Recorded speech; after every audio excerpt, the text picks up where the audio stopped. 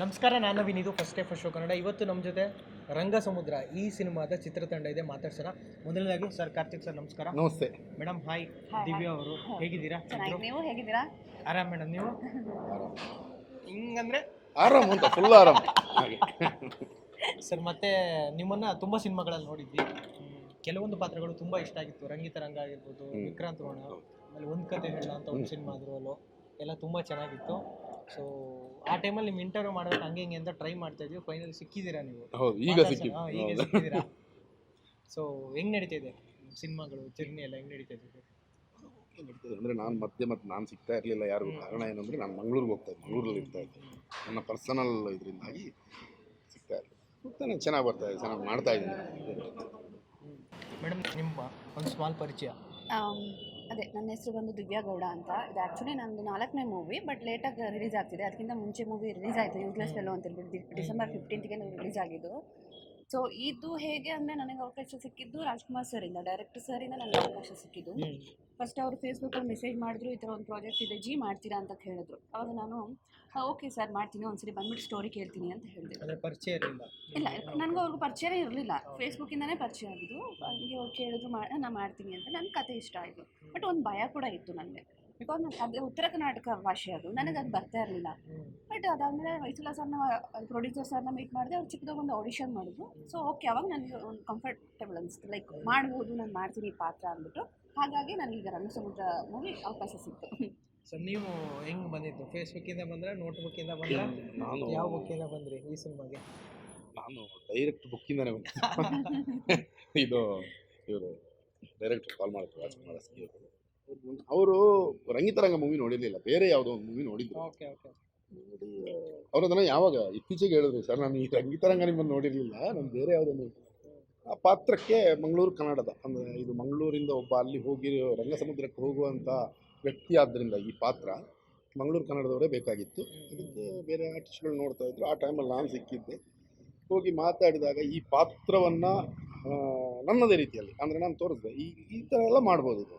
ನನಗೊಂದು ರೆಫರೆನ್ಸ್ ಇತ್ತು, ಒಬ್ಬರು ವಯಸ್ಸಾದವರು, ರಿಟೈರ್ಡ್ ಆಗಿರೋಂಥ ಒಬ್ಬರು ಮೇಷ್ಟ್ರನ್ನ ನಾನು ನೋಡ್ತಾ ಇದ್ದೆ. ಸೇಮ್ ಆ ಕ್ಯಾರೆಕ್ಟ್ರನ್ನ ನಾನಿಲ್ಲಿ ತೊಗೊಂಬಂದೆ, ಅಂದರೆ ಕೇಳಿದೆ ಈ ಥರ ಮಾಡ್ಬೋದು, ನನ್ನ ಕಲ್ಪನೆ ಇದೆ. ಅವ್ರು ಹೇಳಿದ್ರು, ಸರ್ ನಾವು ಆಲ್ರೆಡಿ ಸ್ಕೆಚ್ ಮಾಡಿದ್ದೀವಿ ನೋಡಿ, ಅದು ಆ್ಯಸ್ ಇಟ್ ಇಸ್ ಹಾಗೇ ಇತ್ತು. ಆ್ಯಕ್ಚುಲಿ ಗ್ಲಾಸ್ ಹಾಕ್ಕೊಂಡು ಒಂದು ಹೇರ್ ಸ್ಟೈಲ್ ಒಂದು ಚೇಂಜ್ ಇತ್ತು, ಮಾಡಿ ಹಾಗೆ ಆಯಿತು. ಆ ಸ್ಕ್ರಿಪ್ಟಲ್ಲಿ ನನಗೆ ಈ ಫಿಲ್ಮಲ್ಲಿ ಮಾಡೋಕ್ಕೊಂದು ಅವಕಾಶ ಸಿಕ್ತು. ರಾಜ್ಕುಮಾರ್ ಅವ್ರು ಕೊಟ್ಟರು, ಧನ್ಯವಾದ ಹೇಳಬೇಕು. ಹೊಯ್ಸಳ ಸರ್ ಅವರ ಪ್ರೀತಿಗೆ ನಾವು ಧನ್ಯವಾದ ಹೇಳಿ. ನಿಮ್ಮದು ಈ ಸಿನಿಮಾದಲ್ಲಿ ಅಂದರೆ ಕರಾವಳಿ ನಿಮ್ಮ ಸ್ಟೈಲ್ ಭಾಷೆನೇ ಇರುತ್ತೆ? ಹೌದು, ಅಂದರೆ ಮಂಗಳೂರಲ್ಲಿ ಎರಡು ರೀತಿಯ, ಮಂಗಳೂರು ಕನ್ನಡ ಅಂದರೆ ಎರಡು ರೀತಿಯ ಕನ್ನಡ ಬರುತ್ತೆ. ಒಂದು ಮಂಗಳೂರು ಕನ್ನಡ, ಇನ್ನೊಂದು ಮಂಗಳೂರಲ್ಲಿ ಶಾಲೆ ಕನ್ನಡ. ಶಾಲೆ ಕನ್ನಡವನ್ನು ಹೆಚ್ಚಿನ ಚಿತ್ರಗಳಲ್ಲಿ ಶಾಲೆ ಕನ್ನಡ, ಈಗ ರಫೀಕ್ ಅಂತ ಪಾತ್ರಗಳು ಪಕ್ಕದಲ್ಲಿ ಶಾಲೆ ಕನ್ನಡನೇ ಮಾತಾಡಿರ್ತೀವಿ. ಅದು ಸಹ ಬರೋದಿಲ್ಲ, ಪಲ್ಟಿ ಹೊಡಿತದೆ, ಇದೆಲ್ಲ ಅದು ಅದರಲ್ಲಿ ಬರುತ್ತೆ. ಇದು ಮಂಗಳೂರು ಕನ್ನಡ ಅಂತ ಆದರೆ ಅದೊಂದು ಅದರದ್ದೇ ಆದ ಶೈಲಿ ಇದೆ. ಮೇಷ್ಟ್ರುಗಳು ಎಲ್ಲ ಮಾತಾಡುವಂಥ ಭಾಷೆ ಏನಿದೆ ಅದು ಪ್ಯೂರ್ ಮಂಗಳೂರು ಕನ್ನಡ ಆಗಿ, ನಾವು ಯಕ್ಷಗಾನೀಯವಾದ ಭಾಷೆಗಳು ಮಂಗಳೂರು ಕನ್ನಡದಲ್ಲಿ ಬರುತ್ತೆ. ಓಕೆ ಮೇಡಮ್, ನಿಮ್ಮ ರೋಲು ಉತ್ತರ ಕರ್ನಾಟಕ? ಹೌದು, ಸ್ಲ್ಯಾಂಗ್ ಅದೇ ಇರುತ್ತೆ. ಉತ್ತರ ಕರ್ನಾಟಕ ಹುಡುಗಿ ಉತ್ತರ ಕರ್ನಾಟಕ ಹುಡುಗಿ. ಬಟ್ ನನ್ನ ಪಾತ್ರದ ಬಗ್ಗೆ ಹೇಳಬೇಕು ಅಂದರೆ, ಲೈಕ್ ಅದೇ ನಾನು ಮಾಡಿರೋ ಮೂವೀಸಲ್ಲೆಲ್ಲ ನನಗೆ ಯಾಕೆ ಗೊತ್ತಿಲ್ಲ, ಟೀಚರ್ ರೋಲೇ ನನಗೆ ಹುಡ್ಕೊಂಡು ಬರುತ್ತೆ. ನಾನು ಮಾಡಿದ ಆಲ್ಮೋಸ್ಟ್ 6 ಮೂವಿಲಿ 4 ಮೂವಿ ನನಗೆ ಟೀಚರ್ ಕ್ಯಾರೆಕ್ಟರ್ ಸಿಕ್ಕಿರೋದು. ಬಟ್ ಇದೊಂಥರ ಡಿಫ್ರೆಂಟ್ ಆಗಿ ಒಂದು ಟೀಚರ್ ಅಂದರೆ ಒಂದು ಹೆಂಗೆ ಗೆಟಪ್ ಹೆಂಗಿರುತ್ತೆ ಅಂದರೆ, ಒಂದು ಹೂ ಮುಡ್ಕೊಂಡು ಹಂಗೆ ಆ ಥರ ಸ್ಲ್ಯಾಂಗು, ಆ ಥರ ಉತ್ತರ ಕನ್ನಡ ಇನ್ನೋಸೆಂಟ್ ಟೀಚರ್ ಅಂತಲೇ ಹೇಳ್ಬೋದು. ತುಂಬ ಖುಷಿ ತಂದುಕೊಟ್ಟಿದೆ. ಒಂದು ಜವಾಬ್ದಾರಿ ಟೀಚರ್ನ ಹೆಂಗೆ ಮಕ್ಕಳನ್ನ ಹೆಂಗೆ ಮುಂದೆ ತರ್ಬೋದು ಅನ್ನೋದು ಪಾತ್ರ ನಾವಿಬ್ಬರೂ ಕೂಡ ಚೆನ್ನಾಗಿ ಮಾಡಿದ್ದೀವಿ.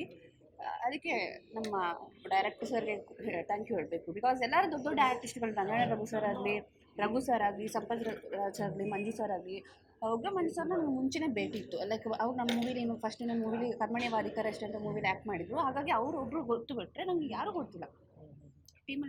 ಇಬ್ರು ಜೊತೆಲೇ ಕಾರಲ್ಲಿ ಹೋಗಿದ್ದೀವಿ ಮೈಸೂರು ತನಕ. ಜೊತೆಲಿ ಕಾರಲ್ಲಿ ಹೋದ್ರು ಕಾರ್ತಿಕ್ ಹೀರೋ ಅಂತ ನನಗೆ ಗೊತ್ತಿಲ್ಲ. ಬಟ್ ಅವರು ಡಿಫ್ರೆಂಟ್ ಆಗಿದ್ರು ಲುಕ್ ಅಲ್ಲ. ಇದರಲ್ಲಿ ಅಂದರೆ ಯಾವ ಟೀಚರು, ಯಾವ subject? English medium, English teacher, government ಸ್ಕೂಲಲ್ಲಿ ಇಂಗ್ಲೀಷ್ ಟೀಚರ್. ನಾನು ಕನ್ನಡ ಮೇಷ್ಟ್ರು, ವಾತ್ಸಾಯನ ಭಟ್ಟ.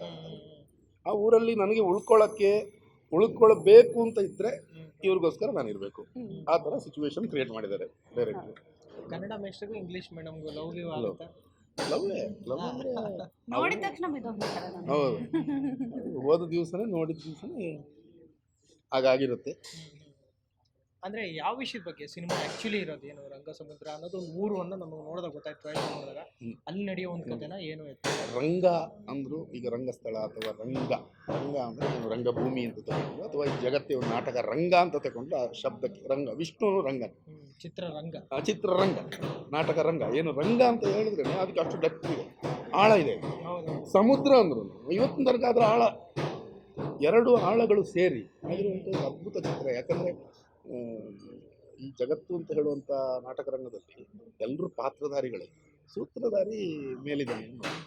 ಅದೇ ಥರ ಈ ಚಿತ್ರದಲ್ಲೂ ಹಾಗೆ ಎಲ್ಲರ ಭಾವನೆಗಳು ಅಡಕವಾಗಿರುವಂತಹ, ಪ್ರತಿಯೊಬ್ಬ ಹೋಗಿ ಚಿತ್ರ ನೋಡಿದಾಗ ತುಂಬ ಒಂದೊಂದು ಕಡೆಯಲ್ಲಿ ಕನೆಕ್ಟ್ ಆಗಲ್ಲ, ತುಂಬ ಕಡೆಯಲ್ಲಿ ಕನೆಕ್ಟ್ ಆಗುವಂತಹ ವಿಚಾರಗಳನ್ನು ಚೆನ್ನಾಗಿ ಇದು ನಿರ್ದೇಶನ ಮಾಡಿದ್ದಾರೆ. ಗಿರಿಯಣ್ಣ ತುಂಬ ಚೆನ್ನಾಗಿ ಛಾಯಾಗ್ರಹಣ ಮಾಡಿದ್ದಾರೆ. ಶ್ರೀಕಾಂತ್ ಸರ್ ಚೆನ್ನಾಗಿ ಎಡಿಟಿಂಗ್ ಮಾಡಿದ್ದಾರೆ. ಅಷ್ಟಾಗಿ ನಮಗೆ ವಾಗೀಶ್ ಚೆನ್ನಗಿರಿಯವರ ಸಾಹಿತ್ಯ ಮತ್ತು ಇವರು ಯಾರು ನಮ್ಮ ದೇಸಿ ಮೋಹನವರ ಮ್ಯೂಸಿಕ್, RR ರೀರೆಕಾರ್ಡಿಂಗ್ ಮಾಡಿರೋದು ಡೇನಿಯಲ್, ತುಂಬ ಬಿಗಿನಿಂಗಿಂದ ಅಂತ್ಯದ ತನಕನೂ. ಅದಲ್ಲದೆ ಹಿರಿಯ ನಟರಿದ್ದಾರೆ, ರಾಘವೇಂದ್ರ ರಾಜ್ಕುಮಾರ್, ಆಮೇಲೆ ರಂಗಾಯಣ ರಘು ಸರ್, ಉಗ್ರಂ ಮಂಜು, ಇವರು ತುಂಬ ಜನ. ಅಂದರೆ ಎಲ್ಲಿ ಹೇಗಾಗಿದೆ ಅಂದರೆ ಎಲ್ಲರ ಸಮಾಗಮ ಮತ್ತು ಎಲ್ಲ ಪಾತ್ರಗಳು ಕೂಡ ನಮಗೆ ಹತ್ತಿರವಾಗಿರುವಂಥ ಪಾತ್ರಗಳು, ಭಾವನೆಗಳಿರುವಂಥ ಪಾತ್ರಗಳು. ಇಲ್ಲಿ ಫೈಟು ಎಲ್ಲ ಇರುವಂಥದ್ದು ಡ್ರಾಮಾ ಆಗಿರೋದ್ರಿಂದ ತುಂಬ ಜನ ಸ್ಟ್ರೇಟ್ ಸ್ಟೋರಿ. ಸರ್ ನೀವು ಇಂಡಸ್ಟ್ರಿಗೆ ಬಂದಿದ್ದು ಅಂದರೆ ತುಳು ಸಿನಿಮಾದಿಂದ ಕನ್ನಡ ಇಂಡಸ್ಟ್ರಿ? ಇಲ್ಲ, ನಾನು ತುಳು ಸಿನಿಮಾದಿಂದ ಬಂದವನಲ್ಲ, ನಾನು ಕನ್ನಡದಲ್ಲೇ ಇದ್ದೆ. ನಾನು ಸೀರಿಯಲ್ಗಳು ತುಂಬ ಹಿಂದೆನೇ ಸೀರಿಯಲ್ಗಳು ಮಾಡ್ತಾಯಿದ್ದೆ. ನನಗೊಂದು ಪ್ರಾಬ್ಲಮ್ ಆಗಿತ್ತು ಆಗ ಮಂಗಳೂರು ಕನ್ನಡ, ಇಲ್ಲಿರುವಂಥ ಕನ್ನಡ ಈಗಲೂ ನನ್ನದು ಮಂಗಳೂರು ಕನ್ನಡನೇ ಓದ್ತದೆ, ಯಾಕಂದ್ರೆ ನಾವು ತುಳು ಮಾತಾಡೋದ್ರಿಂದ. ಆಗ ನನಗೆ ತುಂಬ ಅವಕಾಶಗಳಿತ್ತು, ಆದರೆ ಮಿಸ್ ಆಗಿದ್ದು ಯಾಕೆಂದರೆ ಈ ಕನ್ನಡದಿಂದಾಗಿ. ನಾನು ಭಯಪಟ್ಟು ಓಡ್ತಾ ಇದ್ದೆ. ಆಗ ಲೆಂತ್ ಕೊಟ್ಟಾಗ ಕೆಲವು ಶಬ್ದಗಳು ಮಂಗಳೂರು ಕನ್ನಡ ಬಂದಾಗ ಡೈರೆಕ್ಟ್ರುಗಳು ಅಂದರೆ ನಮಗೆ ಭಯ. ಆಮೇಲೆ ಆ ಕ್ಯಾಮರಾ ಅಂದ್ರೇ ಭಯ ನಮಗೆ. ಏನು ಹೇಳ್ತಾಯಿದ್ರು ಡೈರೆಕ್ಟ್ರು, ಒಂದು ಸರ್ತಿ 2 ಸರ್ತಿ ಟೇಕ್ ಮಾಡಿಸ್ತಾ ಇರಲಿಲ್ಲಮ್ಮ, ಸುಮ್ಮನೆ ಮುಂದೆ ಹೇಳಪ್ಪ ಡೈಲಾಗ್ ಏನಪ್ಪ ಅಂದ ತಕ್ಷಣ ನಾವು ಶೀಟಲ್ಲೇ ಎಷ್ಟೋ ಫಿಲ್ಮ್ಗಳಲ್ಲಿ ಹೋಗಿದ್ದೆ. ಅದರಿಂದಾಗಿ ನಾನು ಸ್ವಲ್ಪ ಹಿಂದೆ. ಆಮೇಲೆ ಸೀರಿಯಲ್ಗಳು ತುಂಬ ಟ್ರೈ ಮಾಡಿದ್ದೀನಿ, ಸೀರಿಯಲ್ಗಳು ಮಾಡಿದ್ದೀನಿ. ಆಮೇಲೆ ಬಕ್ರಾ ಪ್ರೋಗ್ರಾಮ್ಸಲ್ಲಿ ಸ್ವಲ್ಪ. ಮೇಡಮ್ ನೀವು ಅಂದರೆ ಹೆಂಗೆ ಇಂಡಸ್ಟ್ರಿಗೆ ಬಂದಿದ್ದೀವಿ? ನಾನು ಆ್ಯಕ್ಚುಲಿ ಫಸ್ಟ್ ಸೀರಿಯಲ್ ಮಾಡ್ತಾ ಇದ್ದೆ, ಸ್ಟಾರ್ ಸುವರ್ಣದಲ್ಲಿ ಜೀವನ ಚಿತ್ರ ಅಂತ ಮಾಡ್ತಾ ಇದ್ದೆ, ಮತ್ತು ಕಲರ್ ಸೂಪರಲ್ಲಿ ಬಂಗಾರಿ ಅಂತ ಮಾಡಿದ್ದೆ. ಫಸ್ಟ್ ಒಂದು ಸೀರಿಯಲ್ಗೆ ಬಂದಾದಮೇಲೆ ನನಗೆ ಮೂವಿ ಅವಕಾಶ ಸಿಕ್ಕಿದೆ. ನನಗೆ ಫಸ್ಟ್ ಮೂವಿ ವಿಷ್ಣು ಸರ್ಕಲ್ ಅಂತ, ಮನಸ್ಸಿನ ಮರ್ಯಾದೆ ಅಂತ ಒಂದು ಮಾಡಿದೆ. ಆಮೇಲೆ ಗುರುರಾಜ್ ಜಗ್ಗೇಶ್ ಜೊತೆ ವಿಷ್ಣು ಸರ್ಕಲ್ ಅಂತ ಮಾಡಿದೆ. ಹಾಗೆ ಮೂವಿ ಮೇಲೆ ಮೂವಿ ಅವಕಾಶ ಇತ್ತು. ಒಂದು ಫಿಲಾಸಫಿ ಅಂತ ಅನಿಸ್ತಾ ಇದೆ ನಮಗೆ. ನೀವು ಒಂದು ಕತೆ ಹೇಳ್ತೀರಾ ಟ್ರೈಲರ್, ಕಾರ್ ಅಂತ ಹುಡುಗರಿಗೆ ಬುದ್ಧಿ ಹೇಳ್ತಾ ಇರ್ತೀರಾ, ಒಂದು ಫಿಲಾಸಫಿ ಏನೋ ಹೇಳ್ತಾ ಇದ್ದಾರೆ, ಏನು ಹೇಳ್ತಾ ಇದ್ದಾರೆ ಅಂದರೆ ಇದರಲ್ಲಿ ಶಿಕ್ಷಣ, ಎಜುಕೇಷನ್ ಬಗ್ಗೆ. ಈ ಚಿತ್ರ ವಿದ್ಯೆ, ಒಂದು ಶಿಕ್ಷಣ ವಿದ್ಯೆ ಅಂದರೆ ಪ್ರಕೃತಿಯಿಂದ ನಮ್ಮ ಜೊತೆಗಿರೋದ್ರಿಂದ ಎಲ್ಲರಿಂದನೂ ನಾವು ವಿದ್ಯೆನ ಕಲ್ತ್ಕೊಳ್ಬಹುದು. ಮತ್ತು ವಿದ್ಯೆಗೆ ಸ್ಕೂಲು ಮಾತ್ರ ಅಲ್ಲ,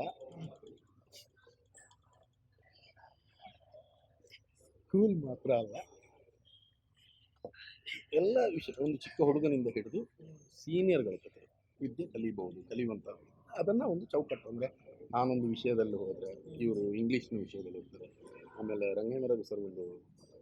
ಅದಲ್ಲದೆ ಮಕ್ಕಳಿಂದ ನಾವು ಪಾಠ ರಾಘಣ್ಣ ಬರ್ತಾರೆ, ಅವರೊಂದು ಹೊಸತು, ಅದರೊಂದು ಡೈಲಾಗ್ಗಳು 3-4 ಡೈಲಾಗ್ಗಳು ತುಂಬ ಎಫೆಕ್ಟಿವ್ ಆಗಿ, ಅಲ್ಲೊಂದು ಒಳ್ಳೆ ಮ್ಯೂಸಿಕ್ ಕೂಡ ಬರುತ್ತೆ. ಅದು ನೀವು ಸಿನಿಮಾದಲ್ಲೇ ಅದರ ಆಸ್ವಾದನೆ. ಅವ್ರು ಹೇಳ್ತಾರಲ್ಲ, ಹಣ ಎಲ್ಲ ಕದಿಬೋದು ಬಟ್ ವಿದ್ಯೆ ಕದಿಯೋಕ್ಕಾಗಲ್ಲ ಅಂತ. ಅವರು ನಿನ್ನೆ ಇದರಲ್ಲಿ ಕೂಡ ಹೇಳ್ತಾರೆ, ಅನಿವಾರ್ಯನೋ ಅವಶ್ಯಕತೆ ಅನ್ನೋದೇ.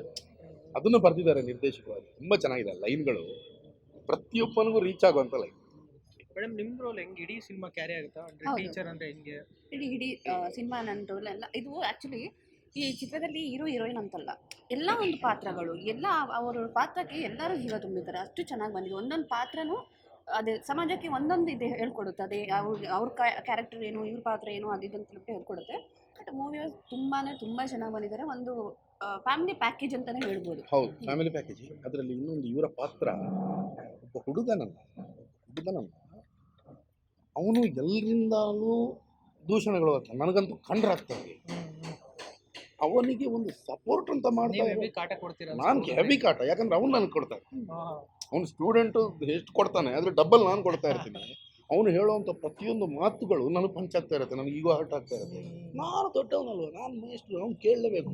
ಹಂಗೆ ಹಂಗೆ ಅದು ಕೊನೆಗೆ ಏನಾಗುತ್ತೆ ಎಲ್ಲ ಕಥೆಯಲ್ಲಿ ಅದು ಫಿಲ್ಮೇ ನೋಡಬೇಕು ಅಂತ ಒಂದು ಇದು. ಇವ್ರ ಪಾತ್ರವನ್ನು, ಆ ಒಂದು ಪಾತ್ರವನ್ನು ಒಂದು ಅವನನ್ನೊಂದು ವ್ಯಕ್ತಿಯಾಗಿಸುವಂಥ ಒಂದು ಪಾತ್ರ, ಅವನನ್ನು ಸಂಪೂರ್ಣ ಇಷ್ಟಪಡುವಂಥ ಎರಡು ವ್ಯಕ್ತಿಗಳು, ಒಂದು ತಾತ, ಇನ್ನೊಂದು ಈ ಟೀಚರ್. ಈಗ ನೀವು ಹೇಳಿದ್ರಲ್ಲ ಅವಾಗಲೇ, ಅಂದರೆ ಕೆಲವೊಂದು ಸಿನಿಮಾ ಪಾತ್ರ ಮಾಡ್ಬೇಕಾರೆ ನಂಗೆ ತುಂಬ ಎದುರ್ಕೊಂಡು ಹೋಗ್ಬಿಡ್ತಾರೆ ಹೌದು. ಭಾಷೆಗೆ ಅಂತ.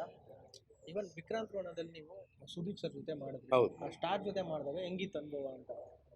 ಸುದೀಪ್ ಸರ್ ಜೊತೆ ಮಾಡಿದ ಒಂದು ಚಿತ್ರ ಅನುಭವ ಏನಿರುತ್ತೆ ಸರ್, ಅವರು ಪಾತ್ರದೊಳಗೆ ಇರುವಂಥ ರೀತಿ, ವಿಕ್ರಾಂತ್ ರೋಣದಲ್ಲಿ ಅವರು ಏನು ಯಾರೋ ಒಂದು ಇಳಿಬೇಕಾದ್ರೇ ನಮಗೊಂಥರ ಆಗೋದು. ಯಾಕಂದರೆ ಪೊಲೀಸ್ ನೋಡಿದಾಗ ಪಕ್ಕ ಇದು ಬರೋದು, ಸುಮ್ಮನೆ ಲುಕ್ ಕೊಡೋದು, ಹಾಯ್ ಕತ್ತಿಗವ್ರೆ, ಅಲ್ಲಿಂದ ಮನೆಗೆ ಮತ್ತೆ ಹೋಗಿ ಕ್ಯಾರ ಮೇಕಪ್ ತೆಗಿಯೋ ತನಕನೂ ಅವರು ವಿಕ್ರಾಂತ್ ರೋಣ ಅವರು ಆ ಪಾತ್ರದಿಂದ ಬರೋದು. ಸೊ ಪ್ರಕೃತಿನ ಕ್ಯಾರೆಕ್ಟರ್ ನನಗೆ ತುಂಬ ಈಸಿ ಆಯಿತು ಮಾಡೋಕ್ಕೆ. ಯಾಕಂದರೆ ಅದನ್ನು ನೋಡಿ ಭಯ ಪಡುವಂಥ ಪಾತ್ರ, ಒಬ್ಬ ಅವರು ಯಾರು ಅಂತ ಗೊತ್ತಿಲ್ಲ ನಮಗೆ, ಪೊಲೀಸ್ ಹೌದಾ ಅಲ್ವಾ, ಕನ್ಫ್ಯೂಷನ್, ಹೊಡಿತಾರೆ ಬಡಿತಾರೆ, ಏನಿದು ಕಾಡಲ್ಲೆಲ್ಲ ಸುತ್ತಾಡ್ತಾ ಇರ್ತಾರೆ. ನಂದು ಅದರಲ್ಲಿ ಮಧ್ಯದಲ್ಲಿ ಒಂದು ಅಂಥ ಪಾತ್ರ ಅಲ್ವಾ, ಇವ್ರಿಗೊಂದು ಒಳಗಿಂದ ನಾನೇನು ಮಾಡಿರಲಿಲ್ಲ ತುಂಬ. ಅಂದರೆ ಅವರು ಹಾಗೆ ಅವ್ರ ಪಾತ್ರದ ಆ ಪುಷ್ಟಿ, ಆ ಪಾತ್ರಕ್ಕೆ ಏನು ಬೇಕು. ಮತ್ತು ಒಂದು ಸೀನಲ್ಲಂತೂ ತುಂಬ ಸಪೋರ್ಟ್. ಅಂದರೆ ಆ ಒಂದು ಬಾವಿ ಇದ್ರ ಹತ್ರ ಒಂದು ಸೀನ್ ಬರುತ್ತೆ, ಇಲ್ಲ ಕಾರ್ತಿಕ್ ಲೆಂತ್ ಅಂದರೆ ನೀವು ಮಾತಾಡ್ತಾ ಇರೋದು ತುಂಬ ಕಡಿಮೆ ಆಗುತ್ತೆ, 2 ವಾಕ್ಯ ಆಗುತ್ತೆ. ಏನು ಬರುತ್ತೆ, ಏನೆಲ್ಲ ಹೇಳ್ಬೋದು ಒಬ್ಬ ಇಂಥ ವ್ಯಕ್ತಿಗೆ, ಏನೆಲ್ಲ ಹೇಳ್ಬೋದು ಈ ವ್ಯಕ್ತಿ ಭಯದಿಂದ, ಅದನ್ನೆಲ್ಲ ಹೇಳಿದ್ದು. ಸೊ ನನಗೆ 2 ಲೈನ್ 3 ಲೈನ್ ಸ್ಕ್ರಿಪ್ಟಲ್ಲಿ ಇದ್ದಿದ್ದು ಕೂಡ ಒಂದು 10 ಲೈನ್ ಮಾಡ್ಕೊಂಡು ಹೇಳಿದೆ. ಯಾಕಂದರೆ ಅಷ್ಟು ಲೆಂತ್ ಬೇಕು, ಅವ್ರು ನಿಂತು ಸುತ್ತಾಡಿ ಒಂದು ಅವಕಾಶ ಕೊಡ್ತಾರಲ್ಲ, ಥ್ಯಾಂಕ್ಸ್ ಹೇಳೋದು. ಫಸ್ಟ್ ಮೀಟಿಂಗ್ ಹೆಂಗಿತ್ತು ಅಂದರೆ ವಿಕ್ರಾಂತ್ ರೋಣದಲ್ಲಿ ಫಸ್ಟ್ ಅವ್ರನ್ನ ಮೀಟ್ ಮಾಡಿದ್ದು? ಫಸ್ಟ್ ಮೀಟಿಂಗ್ ಅಂದರೆ ಅವರು ನೋಡೋಕ್ಕೆ ತುಂಬ ತುಂಬ ಒಳ್ಳೆ ವ್ಯಕ್ತಿ, ಒಂದು ತಾಯಿಯ ಪ್ರೀತಿ ಇದೆ ಅವ್ರ ಹತ್ರ. ಗೊತ್ತಲ್ಲಿ ನೋಡ್ಬೇಕಾದ್ರೆ ಅವರು ಸ್ಟ್ರಿಕ್ಟ್ ಅನ್ಸಿದ್ರು ಮಾತಾಡೋದಿಲ್ಲ, ಒಂದು ತಾಯಿ ಪ್ರೀತಿ ಇರುತ್ತೆ ಅವರು. ಆ ಒಂದು ಕ್ಯಾರಿಂಗ್ ನೇಚರ್, ಕೂಡಲೇ ಏನಾದ್ರು ಯಾರಿಗಾರು ಏನಾದ್ರು ಆದರೆ ಅವರು ಟಕ್ಕಂತ ಅಲ್ಲೂ ಹೋಗ್ತಾರೆ ಮೈಂಡು, ನೀವು ನೋಡ್ಕೊಳ್ಳಿ. ಮತ್ತು ಎಷ್ಟು ಜನ ಸೆಟ್ಟಲ್ಲಿ ಅವ್ರು ಬಂದ ತಕ್ಷಣ ನಾನು ಅಬ್ಸರ್ವ್ ಮಾಡ್ತಾ ಇದ್ದಿದ್ದು, ಬಂದು ಕೂತು ಈಗ ಬಂದು ಅವ್ರು ಸುಮ್ಮನೆ ಈಗ ಏನು ಮಾಡ್ತಾರೆ, ಈಗ ಸುಮ್ಮನೆ ಒಂದು ಸುತ್ತು ತಿರುಗೋದು. ಯಾಕೆ ತಿರುಗ್ತಾರೆ ಅಂದರೆ ಸೆಟ್ಟಲ್ಲಿ ಎಷ್ಟು ಜನ ಇದ್ದಾರೆ, ಎಷ್ಟು ಜನ ಏನು ಮಾಡ್ತಿದ್ದಾರೆ, ಎಲ್ಲಿ ಎಲ್ಲ ಹತ್ತಿದಾನಲ್ಲಿ ಈಗ ನೋಡ್ತಾರೆ. ಟಕ್ಕಂತ ಹೊರಗೆ ನೋಡಪ್ಪ ಅಲ್ಲಿ ಮೇಲೊಬ್ಬ ನಿಂತಿದ್ದಾನೆ ಹುಷಾರು ಅಂತ ಹೇಳು, ಅಲ್ಲಿ ಗ್ರಿಪ್ ಇಲ್ಲ, ಬಿದ್ದರೆ ಆಮೇಲೆ ಕಷ್ಟ. ಇಂಥ ಒಬ್ಸರ್ವೇಷನ್ ಇದೆಯಲ್ಲ ಅವ್ರಿಗೆ, ಅದ್ಭುತ ಇದೆ. ಅದೊಂದು ಪ್ರತಿ ವ್ಯಕ್ತಿ ನೋಡ್ತಾನೆ ಏನು ಮಾಡ್ತಿದ್ದಾರೆ ಸುದೀಪ್ ಸರ್, ಅದಕ್ಕೆ ಅವ್ರು ಅಲ್ಲಿದ್ದಾರೆ. ಅವ್ರು ಯಾವತ್ತೂ ಹೇಳ್ತಾರೆ ಅಲ್ಲಿಂದ ಸುದೀಪ್ ನಿಂತಿರೋ ಜಾಗಕ್ಕೆ ಬರೋಕ್ಕೆ ಎಷ್ಟು ವರ್ಷ ಹೋಗಿದೆ. ಅದನ್ನು ತುಂಬ ವಿಷಯ ಆರ್ಟಿಸ್ಟ್ಗಳಾದವ್ರು ತಿಳ್ಕೊಳ್ಬೇಕಾದಂಥ. ಮೇಡಮ್ ಈ ಸಿನಿಮಾದಲ್ಲಿ ಅಪ್ಪು ಸರ್ ಏನಾದರೂ ಒಂದು ರೋಲ್ ಮಾಡಬೇಕಾಗಿತ್ತ? ಅವ್ರದ್ದು ಫೋಟೋ ಎಲ್ಲ ತೋರಿಸ್ತಾರೆ, ಆ ಥರದ್ದು ಏನಾದರೂ ಇತ್ತ? ಖಂಡಿತ ಅಪ್ಪು ಸರ್ ಮಾಡಬೇಕಾಗಿದ್ದು ಮೂವಿ ಮಾಡಬೇಕು ಅಂತ ಹೇಳ್ಬಿಟ್ಟು ಅವರು ಕೇಳಿದ್ರು, ಸ್ಟೋರಿ ಎಲ್ಲ ಹೇಳಿದರು. ಬಟ್ ಲೈಕ್ ನಮ್ಮ ಡೈರೆಕ್ಟರ್ ಸರ್ ಪರ್ಸ್ನಲಾಗಿ ಮೀಟ್ ಮಾಡಿದ್ದಾರೆ, ಓಕೆ ಒಪ್ಕೊಂಡಿದ್ರು ಮಾಡ್ತೀನಿ ಅಂತ ಹೇಳ್ಬಿಟ್ಟು. ಅವ್ರದ್ದೇ ಒಂಥರ ಬೇರೆ ಥರ ಪಾತ್ರ ಇತ್ತು, ಬಟ್ ಮಾಡಬೇಕಿತ್ತು, ಮಾಡೋಕ್ಕಾಗಲಿಲ್ಲ ಅಷ್ಟೇ. ಮಾಡಿದರೆ ತುಂಬ ಖುಷಿ ಆಗೋದು. ಯಾಕಂದರೆ ಸ್ಕ್ರಿಪ್ಟ್ ಸಿಕ್ಕಿದಲ್ಲಿಂದ ಇವತ್ತಿನ ತನಕನೂ ನಮ್ಮ ಜೊತೆ ಅಪ್ಪು ಸರ್ ಇತ್ತು. ಯಾಕಂದರೆ ನಾನು ಡೈರೆಕ್ಟ್ರು, ಇವತ್ತು ಸಂಜೆ ಬೇಕಾದ್ರೆ ನಾವು ಸಾಯಂಕಾಲ ಮಾತಾಡ್ಬೇಕಾದ್ರೆ ನಾವು ಮಾತಾಡ್ತೀವಿ.